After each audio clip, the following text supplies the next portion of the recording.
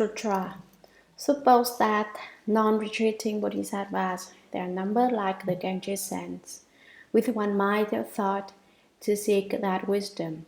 They also could not know of it, and what is more, Shariputra, that inconceivable, non-outflow, most profound and subtle Dharma, I have perfectly obtained, and I alone know its mark, along with the 10 direction Buddhas.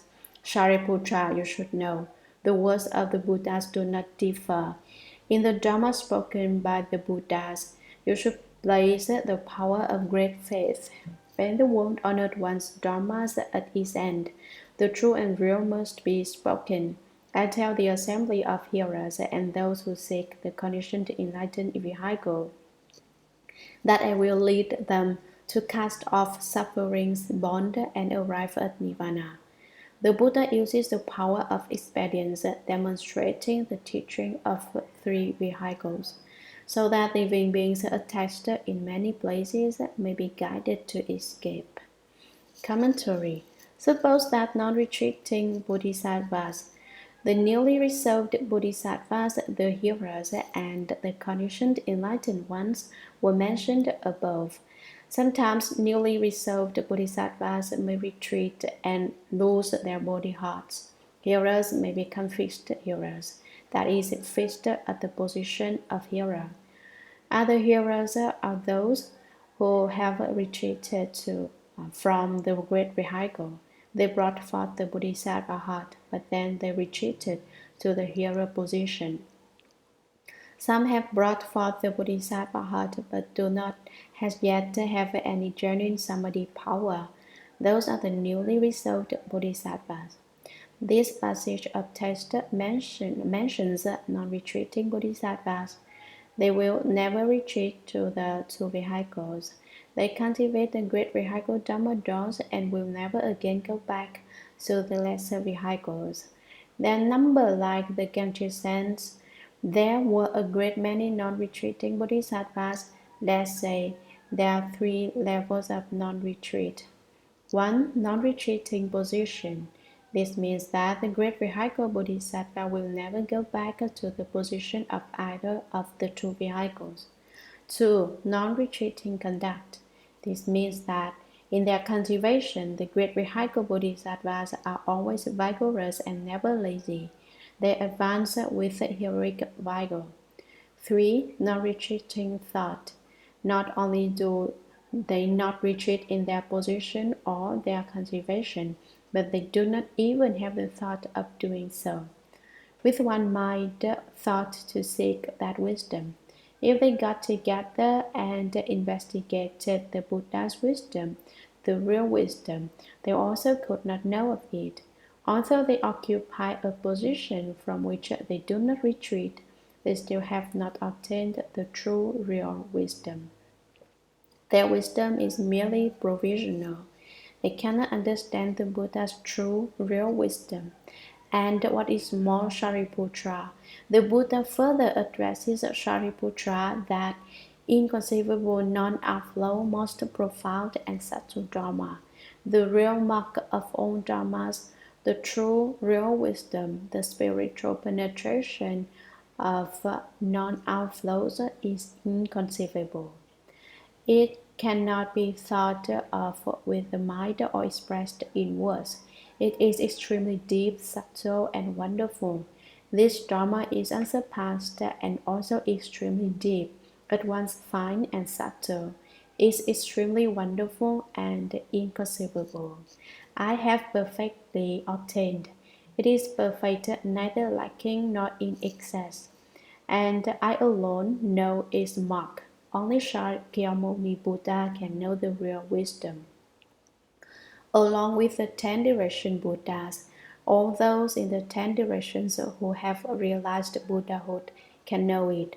So it said above, only the Buddhas and the Buddha can exhaust the real mark of all dharmas. The meaning is the same here. Shariputra, you should know the words of the Buddhas do not differ. What all the Buddhas say is true, real speech. It is the same sound spoken with different mouths. The thirst come one speaks the truth, speaks of what is, he speaks it truly, and he never speaks falsely. The path of all the Buddhas is identical. Therefore, the Dharma which the Buddhas speak is the same. The Buddha's true real wisdom can be known and understood only by the Buddhas and the Buddha. In the Dharma spoken by the Buddhas, you should place the power of great faith. You should have no doubts, only faith. Faith is extremely powerful. Why do you need faith? It is said. The Buddha Dharma is like the great sea. You can only enter it by means of faith. If you do not have faith, you will not be able to understand the doctrines within the Buddha Dharma. Faith is the source of the way and the mother of merit and virtue. It nourishes all our good rules. Faith will nourish your good rules. Without it, they cannot grow. Faith is extremely important. If you listen to the sutras, you must believe what they say. If you do not believe them, it is just as if you had not heard them. We should believe in the Dharma the Buddha spoke. If we do not, it is just as if we never even heard it. When the world honored one's dharmas at its end, after the world honored one realized Buddhahood, he taught the storehouse teaching, also called the half-word teaching. This is a small vehicle teaching aimed at the hearers. But now, says the Buddha, I have spoken the Dharma right up to the very final stage. The true and real must be spoken. I should reveal it all without reservation. I should speak the true real Buddha Dharma to teach the real wisdom Bodhisattvas. It is not like before when I spoke the expedient Dharmas. I am speaking the real truth now.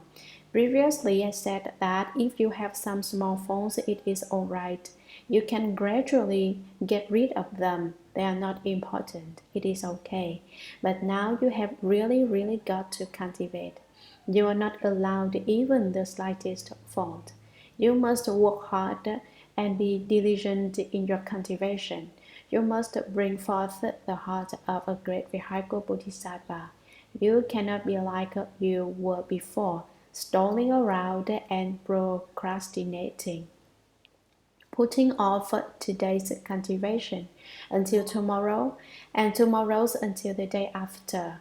That is being like the Venerable Ananda who thought, I am Shakyamuni Buddha's cousin. With a Buddha for a cousin, I do not need to cultivate. He can give me samadhi and spiritual powers. That was a real mistake. In cultivation, you eat your own food, you feel yourself, you end your own birth and death. To end birth and death, you must cultivate on your own. No one can do it for you. They may say that they want to help you, but that is just an expedient device to lead you to resolve to cultivate on your own. If you do not cultivate on your own, you will not end birth and death, just as if someone else is. You do not get full. You must do it yourself.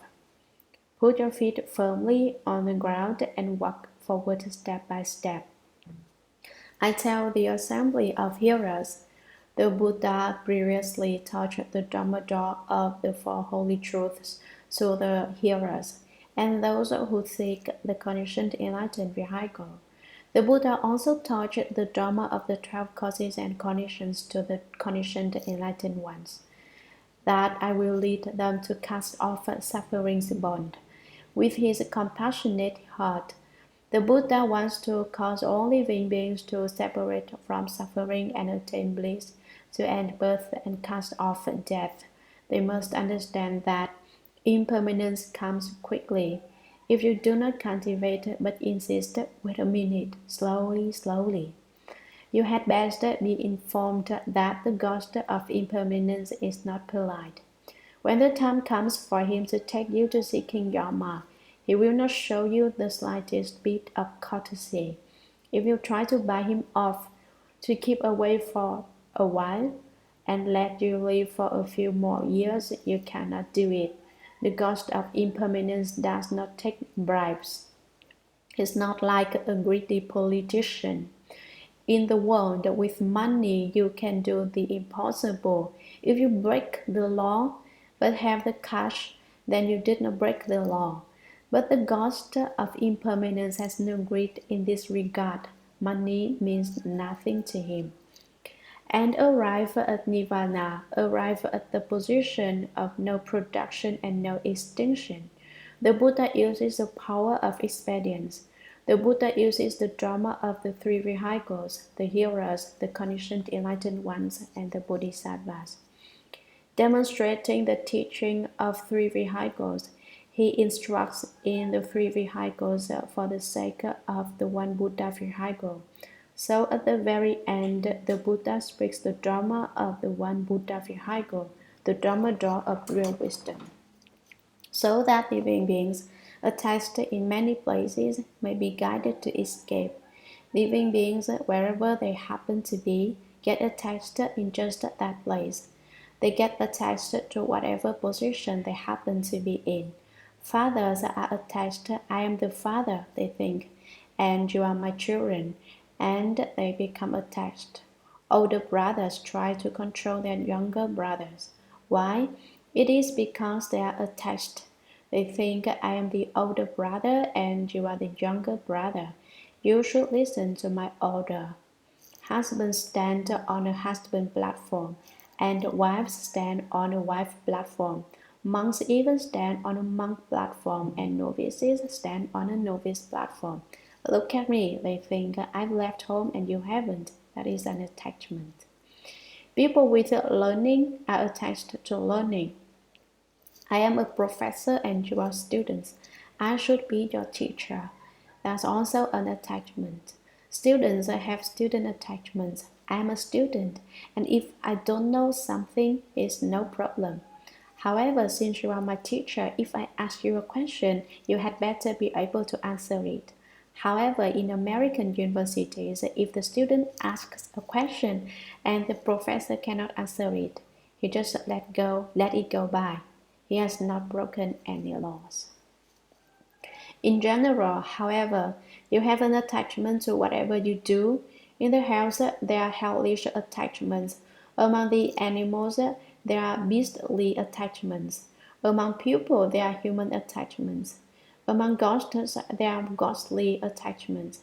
That is why the text says, attached in many places, no matter where you are, no matter what role you occupy, you will have precisely that attachment. In a family, the older and younger brothers and sisters and the father and mother and the grandparents all have their attachments. In the county government, I am the mayor and I have to manage the officials. You have to listen to my orders. If you do not listen, I'm going to make it hard for you. I will get in your way and give you a bad time. These are all attachments. The Buddha Dharma was spoken just in order to break the attachments of living beings. Once their attachments have been destroyed, that is, if you have no attachments, then the Buddha Dharma is also ended. It no longer exists. Why does the Buddha Dharma exist? It is just because you are attached. Without attachments, there is no Buddha Dharma. The Buddha Dharma is for people with attachments. When living beings no longer have attachments, the Buddha Dharma is no longer of any use. Looking at it that way, it would be best if living beings had a few more attachments. That way, the Buddha Dharma would be of some use. Otherwise, the Buddha Dharma would retire. The Buddha teaches living beings how to escape from their attachments to become unattached. Without attachments, everyone would be happy and blissful. Sutra. At that time, in the assembly, there were hearers, arhats, without flaws extinguished, I, Nataka, Undinya, and others, 1,200 persons, as well as bhikshus, bhikshunis, upasakas, upasikas, who had brought forth the resolve to become hearers and practical Buddhas. They all had the following thought. Why now does the world-honored one repeatedly praise the expedient devices, saying, "The Dharma obtained by the Buddha is so extremely profound and difficult to understand, and the purport of his speech is so difficult to know, that none of the hearers or practical Buddhas can grasp it. The Buddha has spoken but one principle of liberation, and we have already obtained this Dharma and arrived at Nirvana. Now we do not understand his intention." Commentary. At that time, in the assembly means when Shakyamuni Buddha had finished speaking the verses. This passage of text was added when Sutra was compiled by the Venerable Ananda. Ananda said, "At that time, in the assembly there were hearers, a vast number of those who had cultivated the Four Truths and awakened to the way. They awoke to the way upon hearing the Buddha's voice, and so their vehicle is called that of hearers. Our hearts with outflows extinguished. Their outflows had been exhausted. The exhaustion of outflows is called the penetration of the exhaustion of outflows. Obtaining this penetration is the state of non-outflow, which means the absence of ignorance and affliction, as well as the absence of all bad habits and forms. The presence of outflows may be likened to a bottle with a hole in it. You can keep pouring water in it, but it all runs out. People's bodies have many outflows, but now their outflows have been exhausted. All outflows have been ended, and the penetration of the exhaustion of outflows have been attained. Arhat is a Sanskrit word that means worthy of offerings, without birth and slayer of thieves. At that time, among the Arhats, there was an elder by the name of Ainada Kaundinya, also Sanskrit, which means understanding the basic limit, or the first to understand. After Shakyamuni Buddha realized Buddhahood, he first went to the deer park to take Ainada Kaundinya across. In a former life, Ainada Kaundinya was the king of Kalinga. Shakyamuni Buddha made a vow that when he became a Buddha, the first person he would save would be the one who had cut his flesh from every limb. Therefore, after he became a Buddha, he first went to the deer park to take the 5 issues across. That is why Ainataka Wundinya means the first to understand. He was the first to certify to the fruit of Ahatship. Understanding the original limit means that he understood his fundamental nature. And others, 1,200 persons. Ainata Kaundinya had 1,200 people with him, as well as bhikshus, bhikshunis, upasakas, and upasikas who had brought forth the resolve to become hearers and practical Buddhas. There was another group that had resolved to seek the vehicle of the hearers and the conditioned enlightened ones. As it has been related many times before, the word bhikshu has 3 meanings: mendicant, frightener of Mara, and destroyer of evil. A bhikshuni is a woman who has left home, and the same 3 meanings apply. An upasaka is a man closely related in affairs to the Sangha, and upasika is a woman closely related in affairs to the Sangha. This means that they are lay people who draw near to the triple jewel, who all had the following thought. Each of them had this thought. What did they think? Why now, at present, does the world-honored one, Shakyamuni Buddha, repeatedly praise the expedient devices? He praises it again and again. The term here rendered repeatedly usually means diligently. Here, however, it means that the Buddha is not lazy in speaking the sutra. He speaks it once and yet again, and praises it once and yet again. First, he praises it in prose, and then he repeats his praise in verse.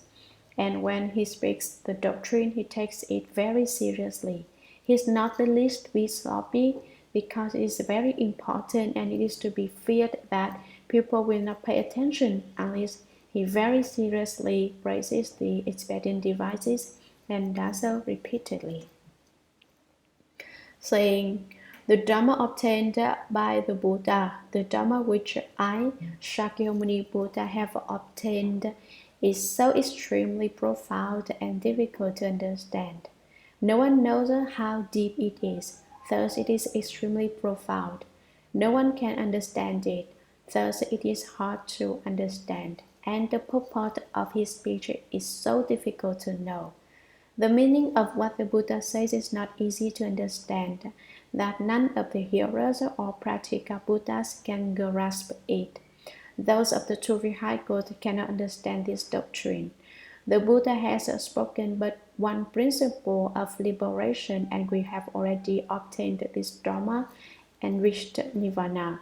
We of the hero vehicle have completely attained the doctrine of the principle of liberation and rely on it to cultivate. We have already gained the bliss of Nirvana. Now we do not understand his intention." The Buddha now says that his previous teaching was not ultimate, not final. It was not true and real. You have lectured us all into a daze, and we do not know what this means. Ultimately, what is the principle? What is the Buddha's intention? We have already got doubts. The dharmas the Buddha spoke previously, were they incorrect? Then is what he is now saying correct? Even though they were incorrect, they still brought us advantages. We managed to certify to the first, second, third, and fourth stages of arhatship. Now, if that is incorrect, then most likely the fruits we have certified to are false as well. Everyone has doubts.